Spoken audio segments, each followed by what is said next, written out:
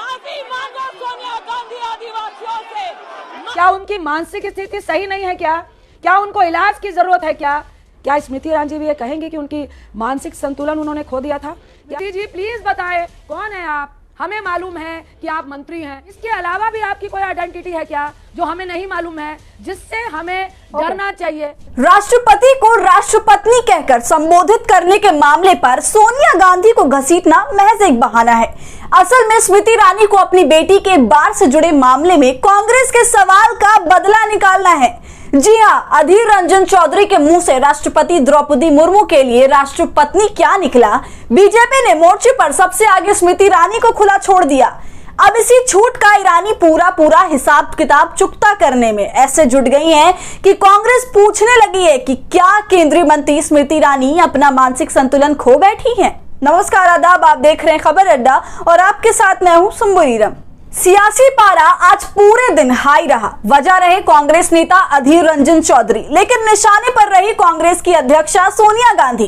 राष्ट्रपति द्रौपदी मुर्मू के लिए राष्ट्रपत्नी का प्रयोग बीजेपी की सोची समझी साजिश नजर आ रही है और साथ ही दावा ये कि ये सब अधीर रंजन चौधरी ने अपने मन से नहीं और गलती से तो कतई नहीं कहा है, बल्कि ये सब कांग्रेस की अंतरिम अध्यक्ष सोनिया गांधी की तरफ से कहलवाया गया है। इस मुद्दे को लेकर बीजेपी संसद में आक्रोशित नजर आ रही है, लेकिन स्मृति जुबिन ईरानी धधकती हुई ज्वाला बनी हुई है। देश के सम्मान पर सोनिया गांधी से माफी की मांग ईरानी के अब तक सभी पिछले तेवरों को जहां मात दे रही है, तो वहीं दूसरी तरफ ये साफ कर रही है कि सोनिया के खिलाफ स्मृति की ये सुर राजनीतिक से ज्यादा व्यक्तिगत है।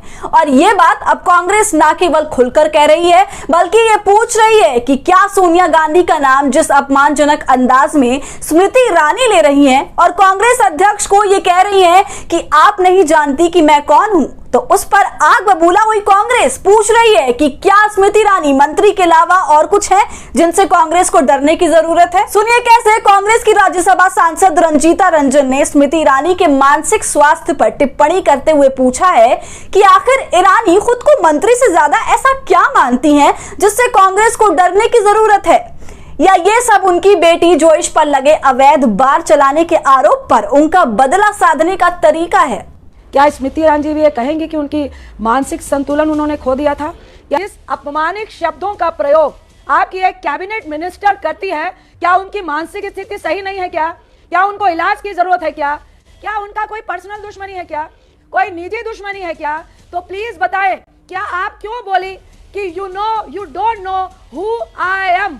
स्मृति जी प्लीज बताएं, कौन है आप? हमें मालूम है कि आप मंत्री हैं, इसके अलावा भी आपकी कोई आइडेंटिटी है क्या जो हमें नहीं मालूम है, जिससे हमें डरना चाहिए? तो देखा आपने कैसे कांग्रेस की सांसद की तरफ से उठाए गए सवाल स्मृति के सियासी घटना पर व्यक्तिगत हित साधने की उनकी कोशिश की और इशारा कर रहा है।